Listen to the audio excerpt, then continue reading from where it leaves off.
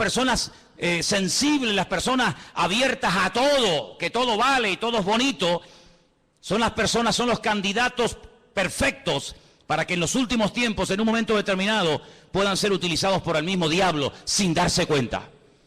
Fijaros que incluso ha habido personas con una gran comunión, con una gran relación con el Señor, que en un momento determinado hasta el diablo los usó y no se habían dado cuenta.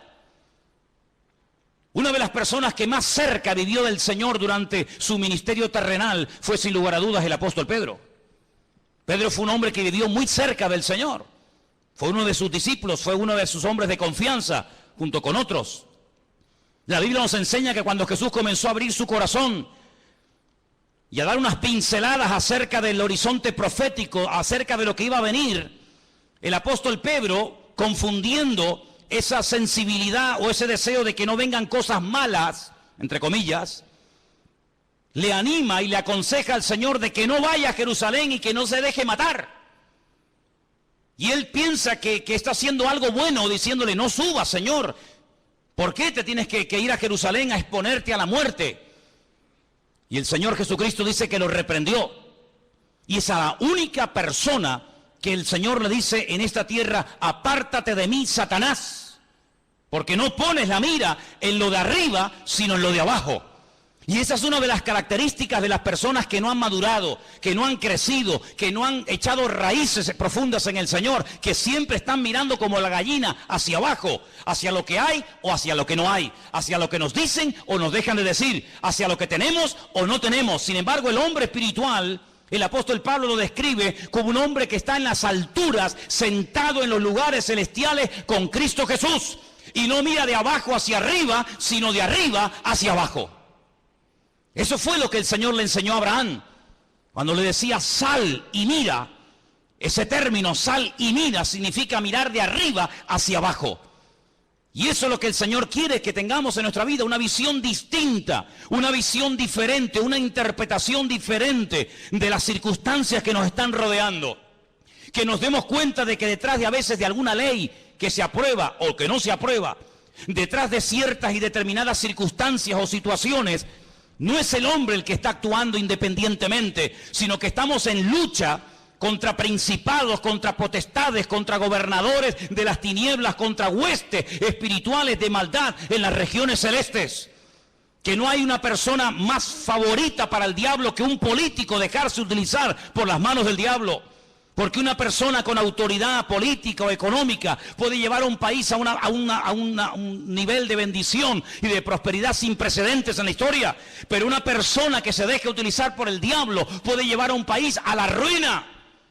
Y ha habido centenares de casos, y aquí en Europa ni te cuento, centenares de casos de políticos con un poder ilimitado que llevaron al continente europeo casi a la bancarrota y a la ruina, donde millones y millones de personas inocentes terminaron dando su vida por una causa absurda y ridícula que no iba a durar 1000 años, ni siquiera unos pocos años duró.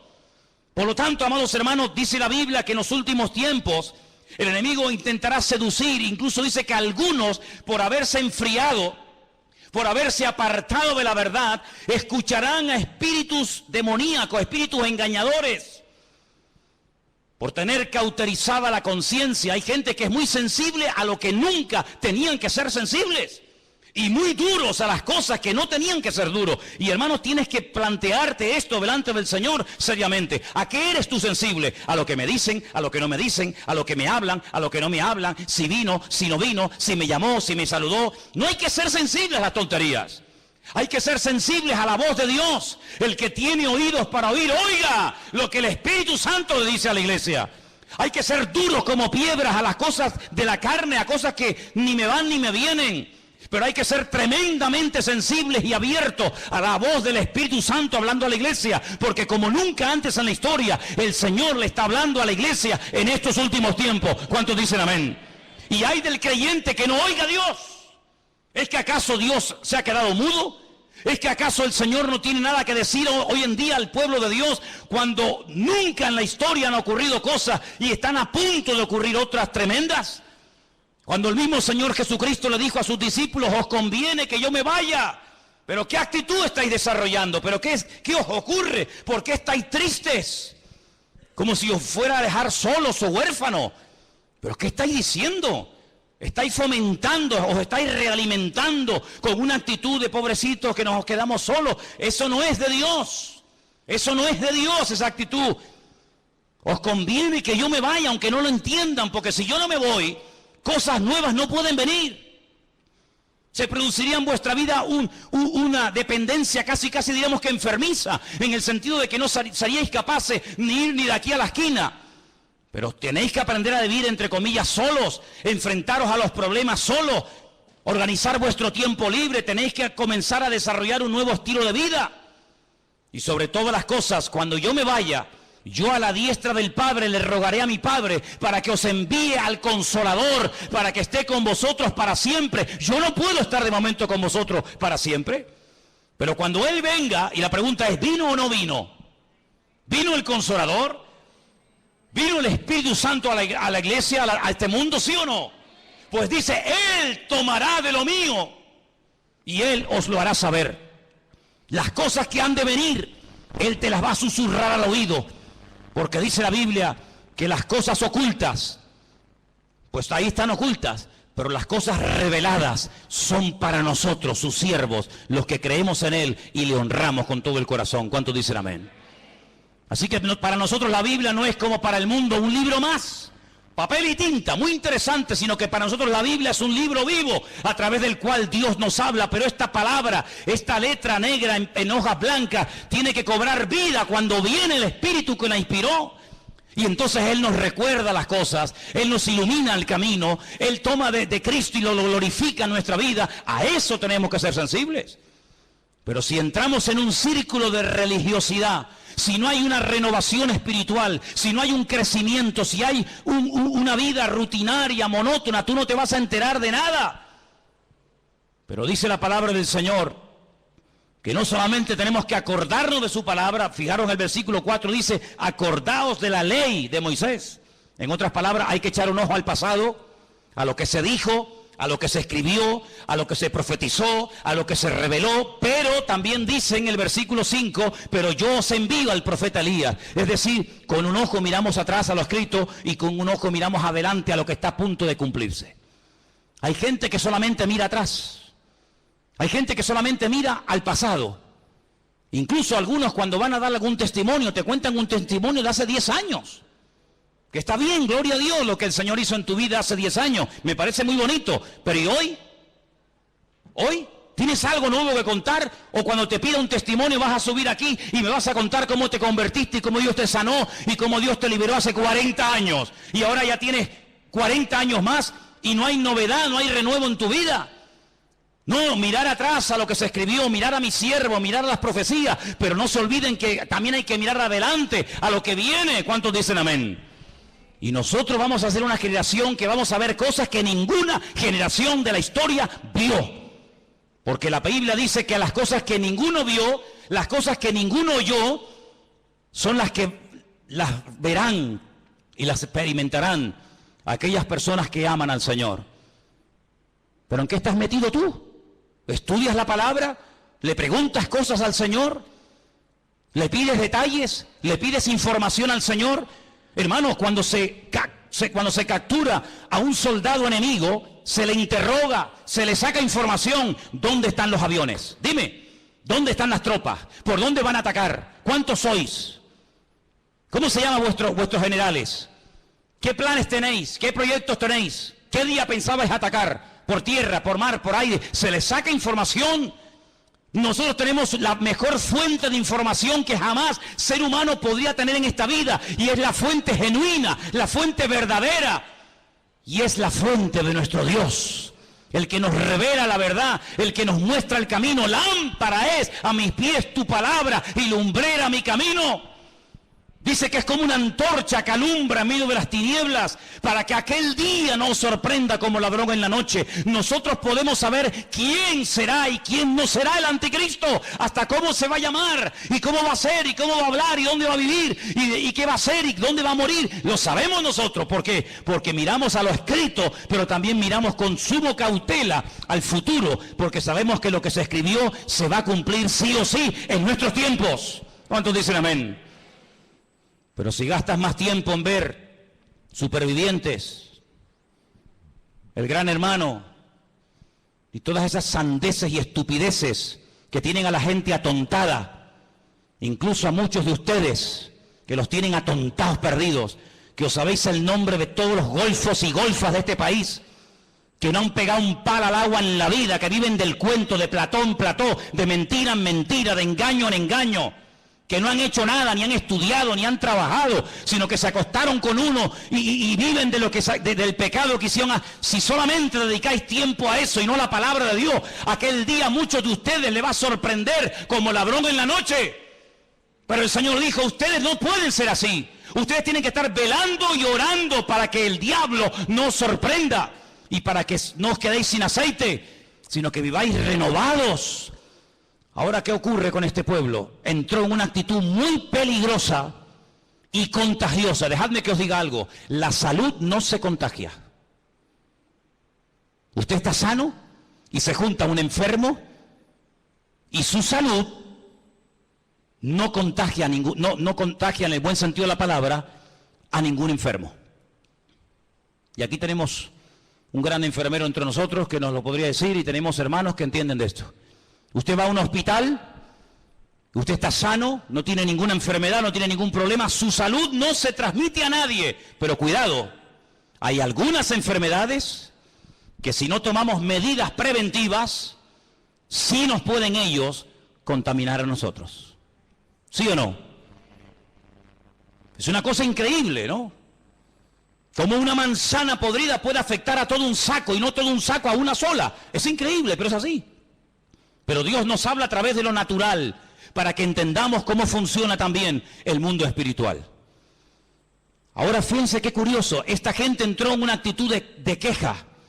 Y la queja es el cáncer del espíritu que mata la fe del pueblo de Dios. Cuanto más se queje, más oportunidades tendrá el enemigo para afectarle su fe, para desconectarle del Señor, para nublarle la visión, para sacar conclusiones equivocadas, para ver lo que no es y no ver lo que sí es. La queja es un pecado terrible que ha afectado a millones de seres humanos, pero lamentablemente de ministerios, de líderes de alabanza, de líderes de jóvenes y de creyentes en toda la faz de la tierra. Y a veces hablas con un creyente y habla exactamente igual que un inconverso, menos cuando entra al culto, que parece que se transforma y comienza en ese tiempito a comportarse como un cristiano, pero lo sacas del ambientillo y habla igual, se comporta igual, actúa igual, piensa igual, sus metas son exactamente iguales. ¿Por qué? Porque ha habido un cambio tal vez exterior, pero no ha habido un cambio, una transformación en lo más profundo de su corazón. Y quiero leerles un versículo en esta tarde que se encuentra en el libro de los Hechos. El libro de los Hechos, lo había apuntado por aquí. Un versículo muy interesante. Cuando Pedro está predicando su primer mensaje en el día de Pentecostés, en Hechos capítulo 2. Hechos capítulo 2.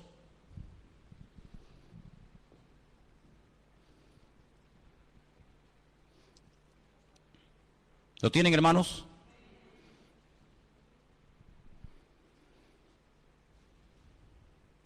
En Hechos capítulo 12 el apóstol Pedro se pone de pie y le dice a los creyentes que estaban en aquel lugar: ustedes lo que tienen que hacer es un cambio de actitud ya. Versículo 38. Pedro les dijo: arrepentíos y bautícese cada uno de vosotros en el nombre del Señor Jesús para el perdón de vuestros pecados y recibiréis el don del Espíritu Santo.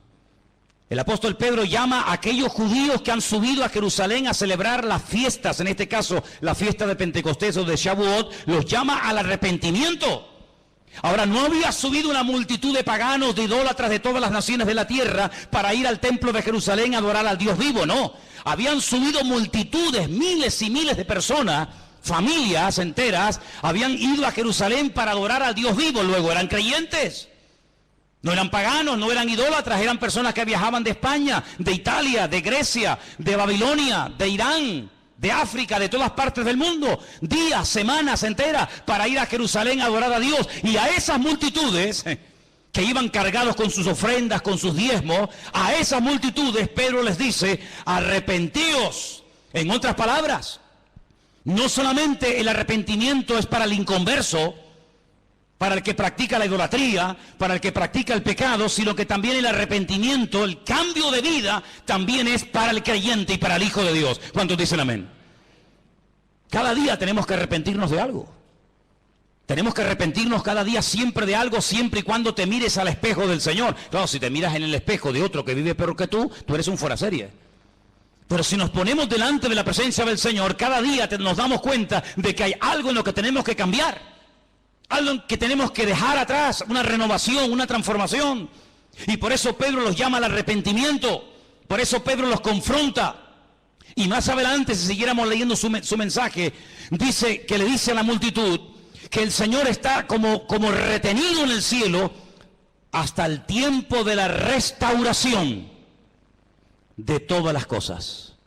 Y ahora, volviendo a Malaquías, nos encontramos que el Señor les dice al pueblo: cuando yo envíe a mi siervo a predicarles, dice en el versículo 2, vosotros los que teméis mi nombre, nacerá el sol de justicia, en sus alas traerá salvación. Esa palabra es la palabra marpé, que viene de un verbo hebreo que es rafá, que significa curación o sanidad. Así que realmente más que salvación, porque la salvación no la tiene que traer el Señor porque ya está aquí, ya hemos sido salvos por medio de la fe, dice la Biblia, pero cuando el Señor viene, dice que viene a traer sanidad, viene a traer restauración. Y hay muchas personas que han nacido de nuevo, digamos que son salvas, pero están enfermas. Están enfermos en su alma. Por eso no pueden alabar a Dios, aunque sean cristianos. No pueden alabar a Dios, porque su alma está encarcelada. Y esa es una sensación que David experimentó un tiempo de su vida, no siempre, pero un tiempo de su vida. Él llegó a escribir en uno de sus muchos salmos: Señor, saca mi alma de la cárcel para que pueda alabar tu nombre. El rey David, el dulce cantor de Israel, el hombre más cerca del corazón de Dios, le pide a Dios: saca mi alma de la cárcel porque no te puedo alabar. Devuélveme el gozo de la salvación, que lo tuve pero lo he perdido. Renueva en mí un espíritu noble, un espíritu recto. Y cuando hagas esa obra transformadora en mi vida, cuando restaures mi alma, entonces los inconversos te conocerán y podré publicar las virtudes de aquel Dios que me llamó y me transformó. Hay tanta gente enferma en las iglesias, tanta gente enferma de recuerdos, personas que sufrieron una herida hace montones de años y no se dejaron sanar, personas que en la intimidad viven como inconversos y se llaman cristianos. Le dijo una vez el Señor a través de su siervo a una de las iglesias del Apocalipsis: tenéis nombre de que vivís y estáis muertos. Usaban un nombre que no hacía referencia a la situación real de la congregación y a la situación real de su vida. ¿Cómo se sabe si usted está vivo realmente? Primero, hay un deseo tremendo de alabar a Dios constante y permanentemente, ¿sí o no? ¿No se acuerda usted cuando comenzó a conquistar a su mujer? ¿Eras tan seco como eres hoy en día? ¿Eres tan antipático como a veces eres? ¿O tan frío, o tan no sé qué? ¿A que no? Ay, amigo. Le voy a pedir un día a las hermanas que traigan las poesías que tu marido te escribía antes de casarte contigo. Elena guarda todas las cartas, ni se te ocurra traer una, ¿eh? Elena tiene montañas de cartas que yo le escribía desde el ejército cuando estaba. Las cosas que uno decía para conquistar a esa mujer, ¿verdad? Uno no sé de dónde sacaba ese ramalazo de Gustavo Adolfo Bécquer. No sé de dónde sacaba uno eso. Después ya se acabó todo eso. Se acabó todo eso. Qué tremendo, ¿no?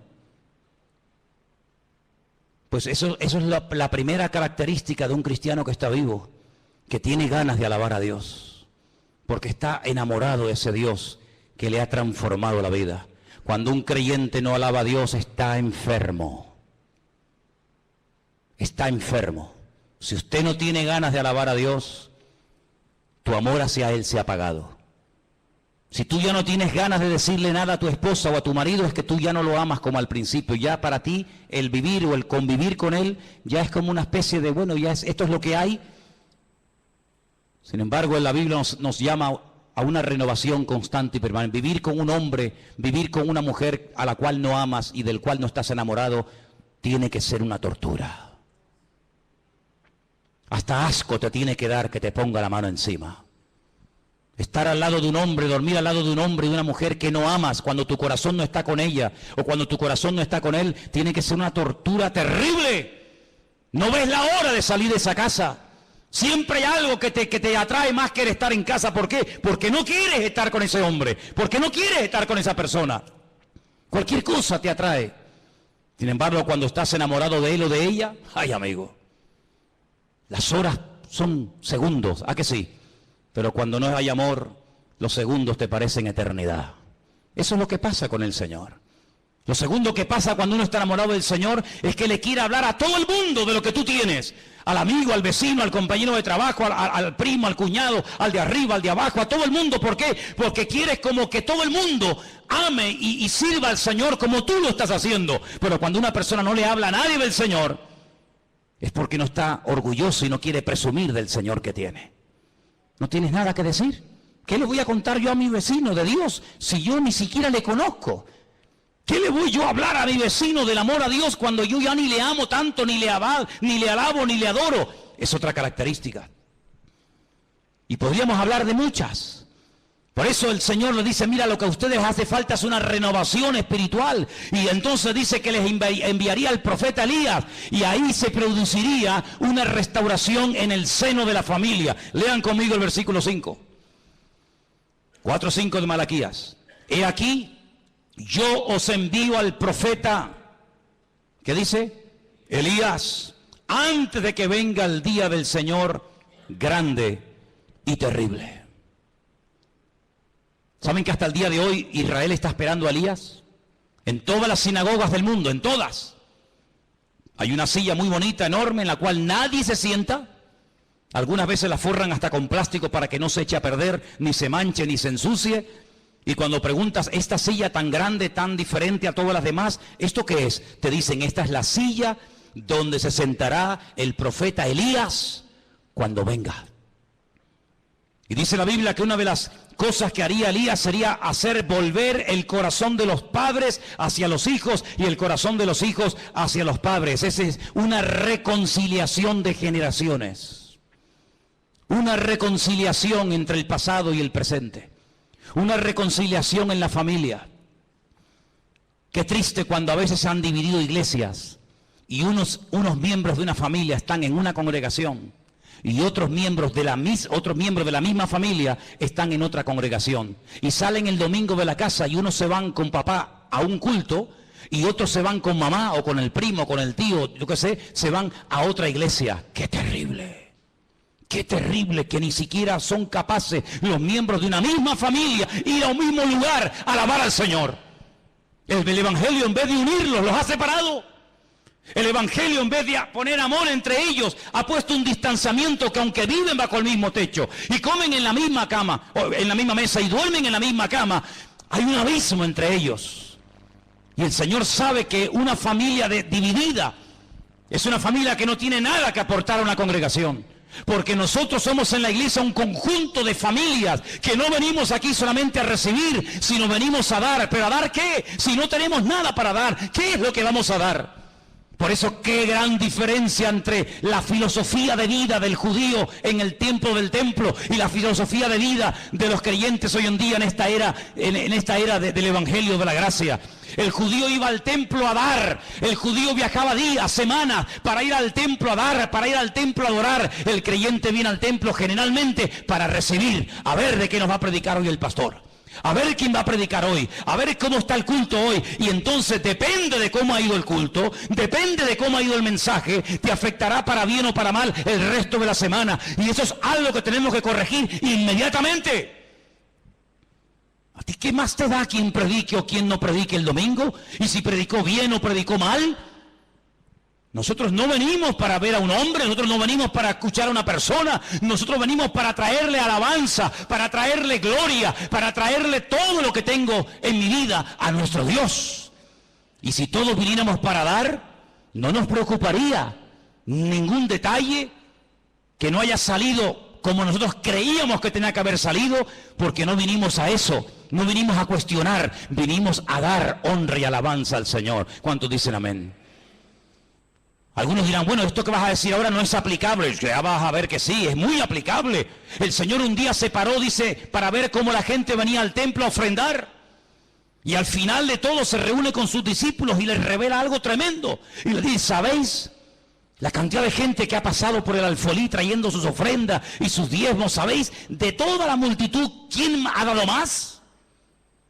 Los discípulos no contestaron, tal vez tuvieron miedo de dar una respuesta equivocada. El Señor le dijo, esta mujer, esta, la viuda, que ni siquiera la Biblia nos dice cómo se llamaba, esta es la que más ha dado. Unas moneditas. Pero ¿sabes qué? Todos estos que han pasado antes que ella han dado de las sobras. Y cuando uno da algo que le sobra, tú no estás dando nada. Si tú tienes ropa que ya no usas en tu casa y la das al rastro, tú no estás dando nada, tú te estás desprendiendo de lo que ya no te gusta ni lo que ya no quieres usar.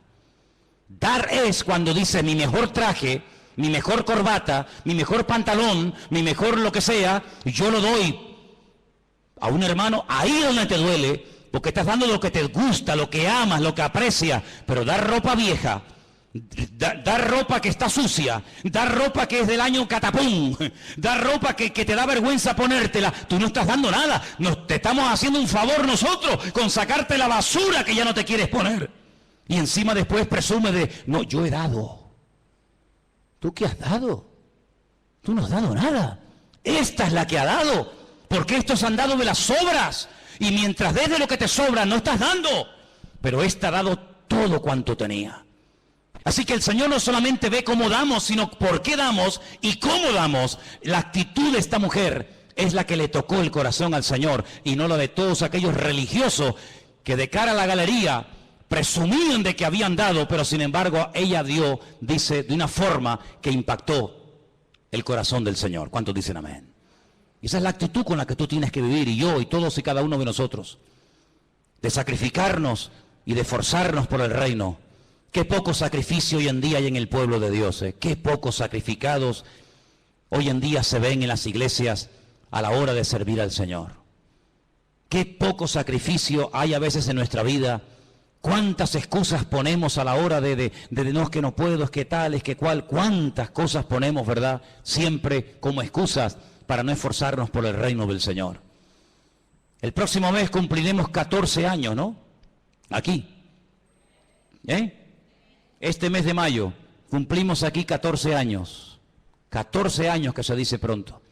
Sin el esfuerzo, sin el apoyo de un remanente fiel que siempre ha habido, hubiera sido prácticamente imposible llegar a este punto. Los que vienen y van, los que hoy en día los ves aquí saltando y brincando y la semana que viene ni sabes si vendrán. Una iglesia no se sostiene de esa manera, pero cuando hay hombres y mujeres fieles que preguntan, oye, ¿cómo va la obra? Oye, ¿hace falta algo? ¿Hay algún necesitado entre nosotros? ¿Hay alguna carencia? Con ese tipo de personas, con ese tipo de actitud, es que con el que se sustenta la obra, con el que se mantiene la fidelidad de una congregación. Y podemos decir, 14 años hemos estado aquí. ¿Por qué? Porque ha habido gente fiel, que a veces se ha sacrificado y le ha dado al Señor lo que saben que tenían que haberle dado. ¿Cuántos dicen amén? El profeta Elías, sabemos que era Juan el Bautista. Un hombre que vino antes del Señor y aproximadamente durante un año trajo un ministerio de restauración, produjo una revolución, creó una expectativa en el pueblo de Israel, pero él siempre decía, yo no soy el que tiene que venir, yo solamente soy la voz de uno que clama en el desierto, pero el que viene detrás de mí, a ese es al que tenéis que oír y a ese es al que tenéis que escuchar. Pero antes, dejadme que os lleve al capítulo 3, verso 2, donde dice, ¿cómo será el día del Señor? Capítulo 3, verso 2 dice, ¿quién podrá soportar el tiempo de su venida? ¿Quién? ¿Quién podrá estar en pie cuando Él se manifieste? Cuando el Señor venga, toda la humanidad, aunque te cueste entenderlo, todos tendrán que ponerse de rodillas. Todos. Toda rodilla se doblará, dice la Biblia. Toda rodilla se doblará. Por eso dice aquí, ¿quién podrá estar en pie cuando Él se manifieste? porque Él es como fuego purificador y como jabón de lavadores. Es decir, que el día del Señor será para lavar, será para quemar la escoria, será un tiempo de purificación.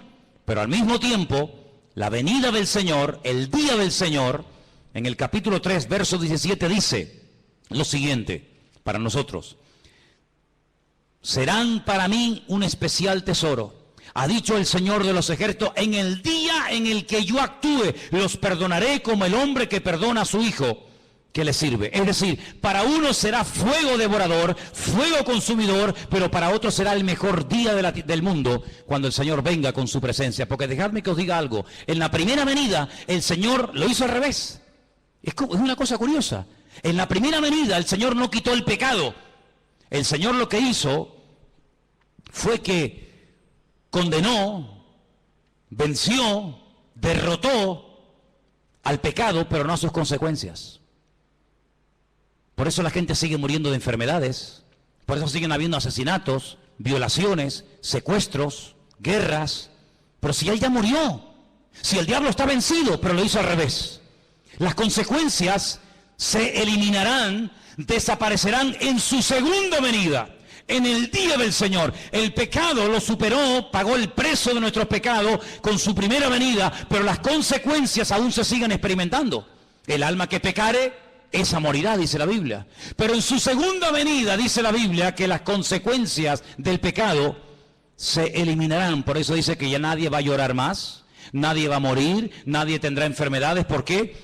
Porque su segunda venida será no solamente un tiempo de purificación y de bendición, sino que Él quitará toda maldición de la tierra. La palabra maldición, jerén, se puede traducir de dos formas, de un término polivalente: por destrucción o por maldición.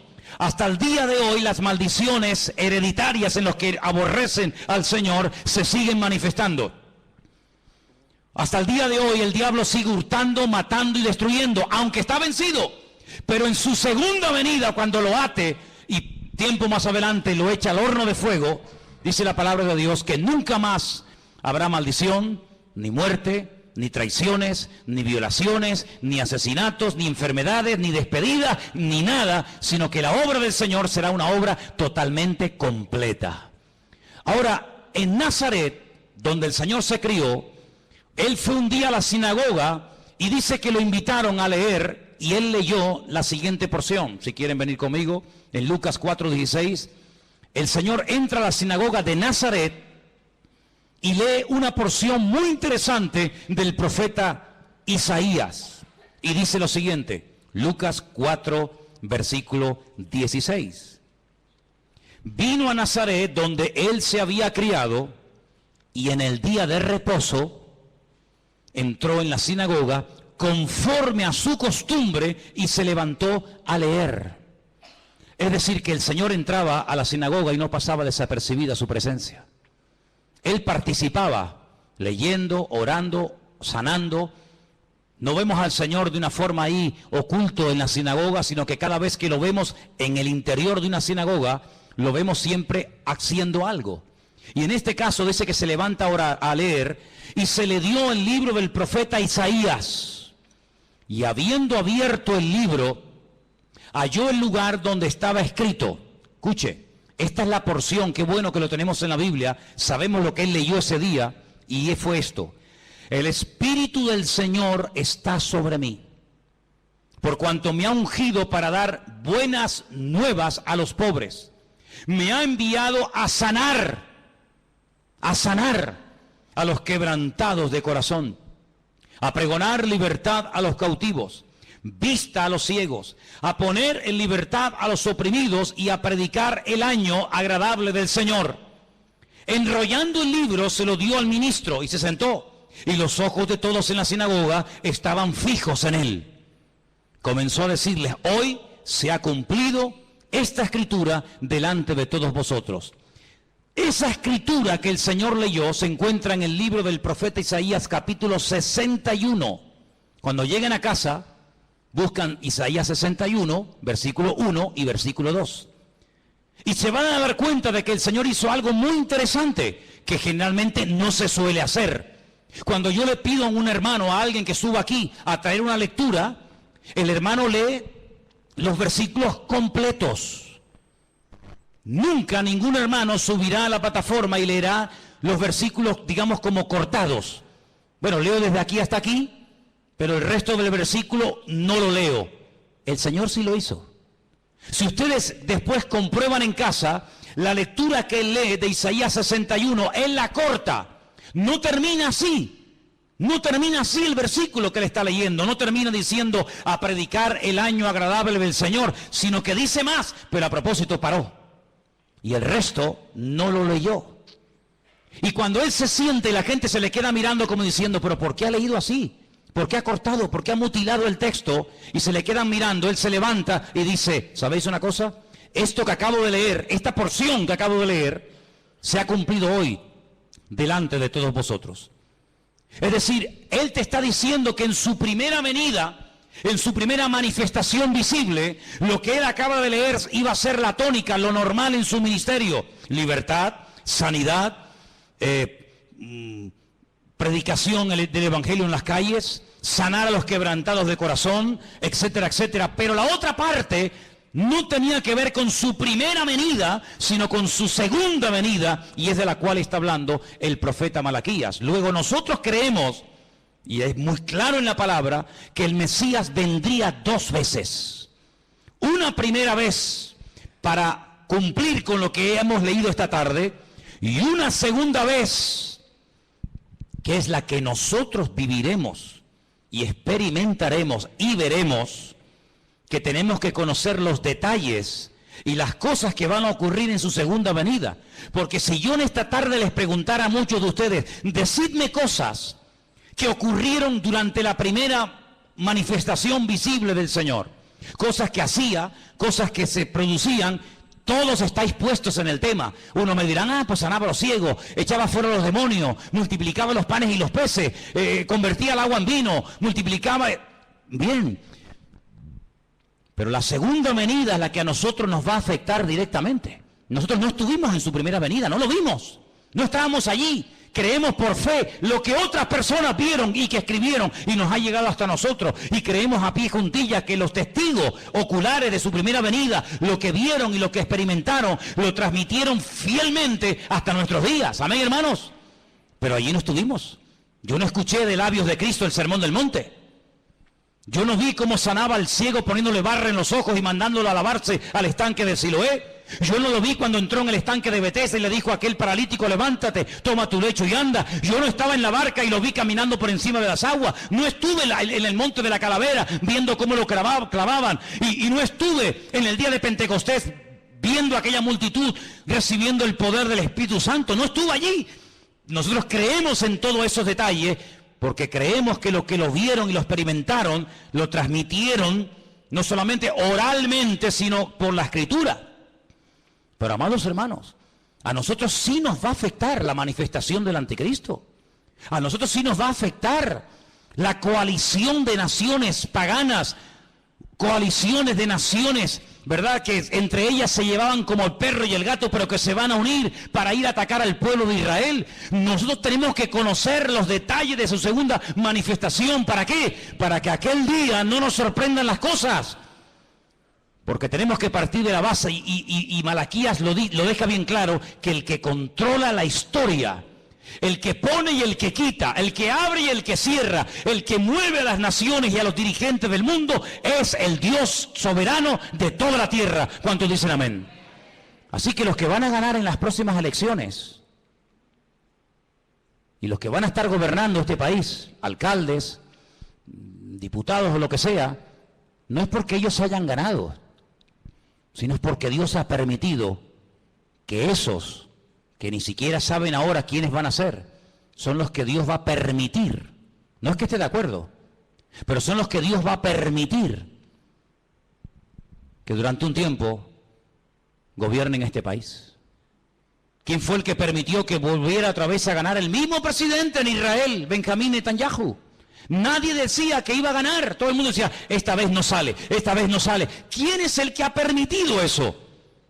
El Dios Todopoderoso, el que controla los movimientos de las naciones.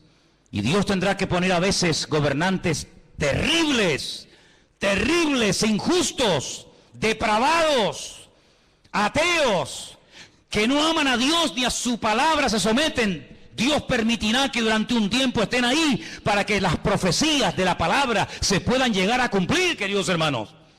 Pero tenemos que orar y no sorprendernos y no tener favoritismo ni inclinaciones a un lado o a otro lado, sino decir que se haga la voluntad del Señor.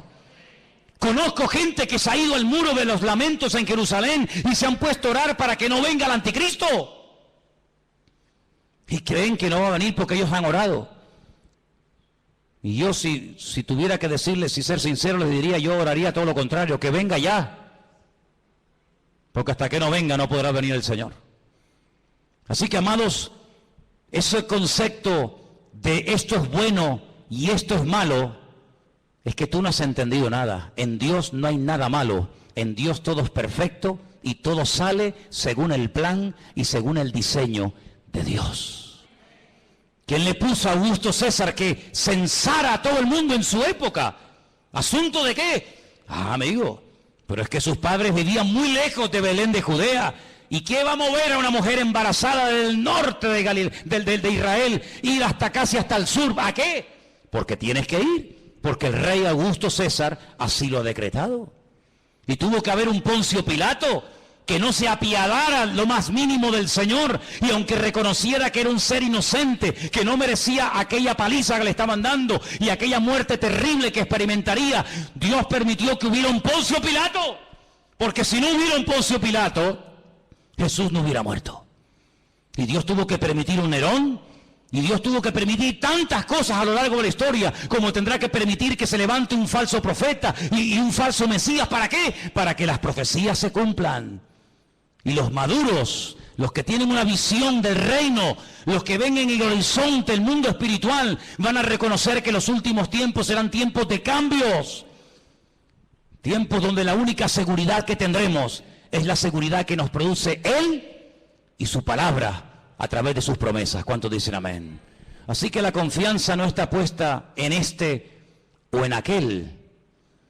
La confianza del creyente tiene que estar puesta en el Señor. ¿Cuántos dicen amén? Por eso, amados hermanos, cuando los judíos en las sinagogas leen el último capítulo de Malaquías, no lo terminan con la palabra jerén o maldición, sino que vuelven otra vez a leer el versículo 5, diciendo que el profeta Elías vendría. Pero ¿sabéis qué, hermanos? Cuando alguien espera que ocurra algo y no se produce, dice que se convierte en un tormento al corazón. Es decir, si tú esperas algo de tu padre, de tu madre, de tu hijo, de un hermano o de un amigo y no lo recibes, te sientes mal. Y por eso ellos, amados hermanos, esperan que venga el Elías. ¿Y sabes qué? Elías no vendrá otra vez, porque Jesús dijo, si queréis recibirlo, el Elías que había de venir, ya vino. Así que tenemos que abrir nuestros ojos y pedirle al Señor en estos últimos tiempos, Señor, danos discernimiento espiritual. Abre nuestros ojos para que detrás de ese chico, detrás de ese político, detrás de ese alcalde, detrás de ese gobernador, veamos tu plan y tu proyecto. Porque les digo algo, los tiempos se acortan y Dios ya tiene muchas ganas de mandar a su Hijo para llevarnos con Él a su presencia por la eternidad. El apóstol Juan terminó su libro en la isla de Patmos diciendo, ven ya, Señor, ven ya, Señor, ven ya, Señor. Ya han muerto todos mis compañeros, ya han muerto miles de hermanos, ven pronto, Señor Jesús. Pero dice la Escritura que Él no retarda su promesa como algunos la tienen por tardanza, sino que Él es paciente y misericordioso, dando oportunidad tras oportunidad para que aquellos que aún no han cambiado, que no se han arrepentido y que no han decidido seguir al Señor, tengan cada día una oportunidad de poder hacerlo. Cierra tus ojos ahí donde estás. Ahí donde estás. Yo te hago una pregunta en esta tarde. Y la pregunta es muy clara y muy directa. ¿Te estás preparando para la venida del Señor? ¿Te estás preparando espiritualmente? ¿Estás preparando tu corazón, tu mente? ¿Te estás preparando para la venida, para el día del Señor? Porque si no te estás preparando para su venida, entonces, ¿para qué te estás preparando? ¿Es que acaso hay algo más importante? ¿Es que tienes tú otros planes diferentes a los que Él tiene para ti? Esa es la cruda realidad de muchos creyentes hoy en día, que tienen sus propios planes, sus propios proyectos personales, y por eso las cosas del reino no les entusiasman. Y como dijo alguien, donde no hay entusiasmo por la obra de Dios, no se puede esperar bendición. Donde hay bendición es donde creamos una atmósfera, una expectativa de querer recibir el toque de Dios. Así que, amados hermanos, vamos a prepararnos. Vamos a dedicar un poquito más de tiempo a nuestro Dios. Es tremendo que en el siglo XXI todavía tengan que haber pastores que a los cristianos, a los ungidos,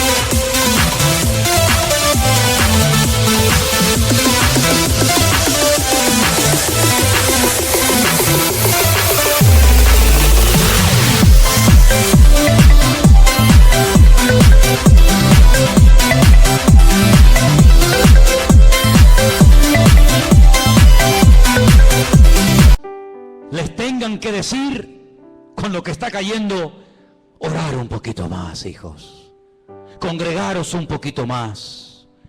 En pleno siglo XXI, que todavía se tengan que predicar este tipo de mensajes, es algo increíble. Si nuestros hermanos del siglo I nos vieran, si nuestros hermanos vieran cómo viven los cristianos de la última generación, seguramente se quedarían sorprendidos, porque ellos hasta se saludaban con el Maranata. Él viene, Él viene. Y nosotros ya muchas veces ni el famoso Dios te bendiga, hermano, ni siquiera algunos lo saludan o lo usan. El paz, shalom, bendiciones, ya en algunos ya ni existe esa expresión, sino que las típicas preguntas: ¿cómo estás? ¿Ya tienes trabajo? ¿Ya pudiste pagar el alquiler? ¿Cómo está tu niño? ¿Cómo le van los estudios? Qué diferentes somos, qué distintos somos. Pero, amados hermanos, los creyentes del siglo XXI, vamos a ver cosas que ningunos hermanos del pasado vieron. Profecías que durante miles de años han estado dormidas, comenzarán a cumplirse delante de nuestros ojos. Y solamente para aquellos hombres y mujeres que le aman y le sirven de verdad, solamente para ellos, la bendición de Dios les alcanzará. Algunos esperan que venga Elías, otros esperan que gane este partido o el otro, otros esperan que venga trabajo, otros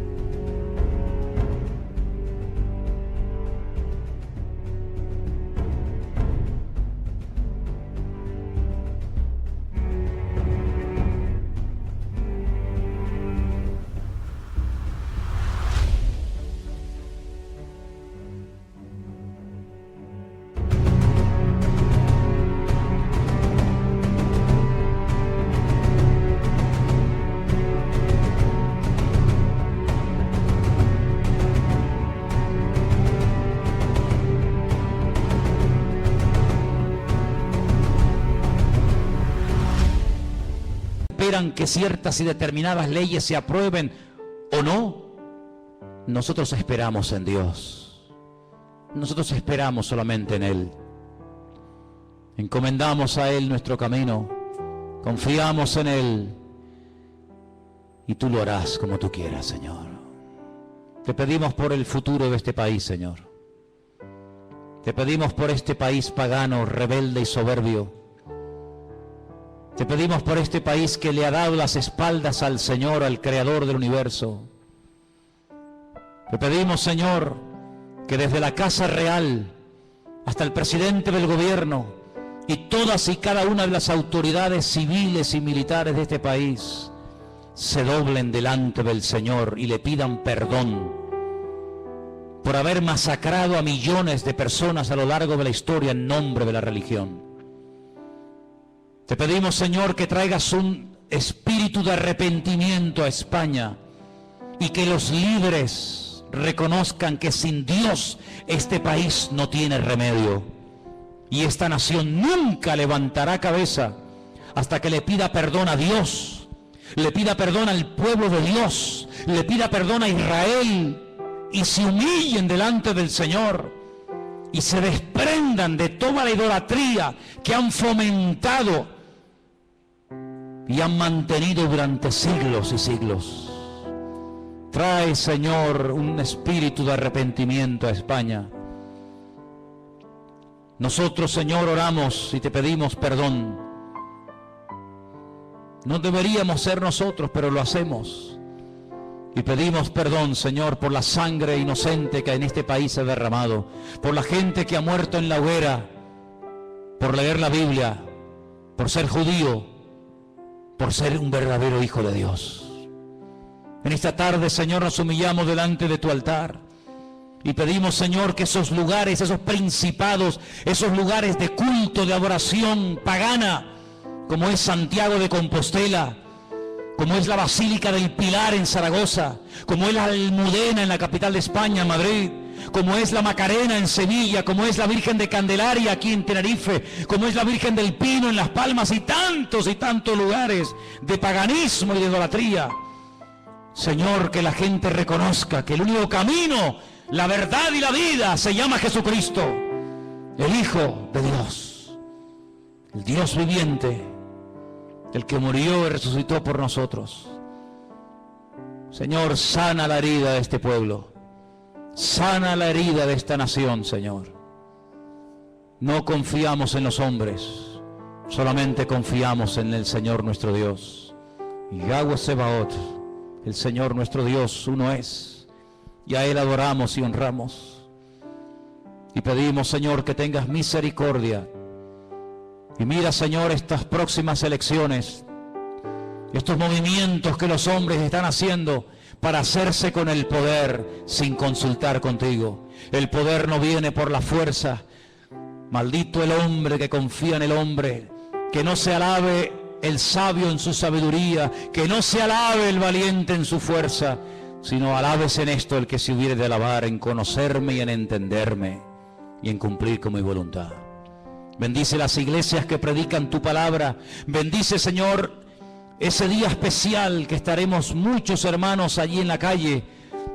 En el día de España oramos por ti, que sea un éxito y que doblemos nuestros corazones delante del único que puede traer sanidad y restauración a las naciones y a este país, a España, Señor.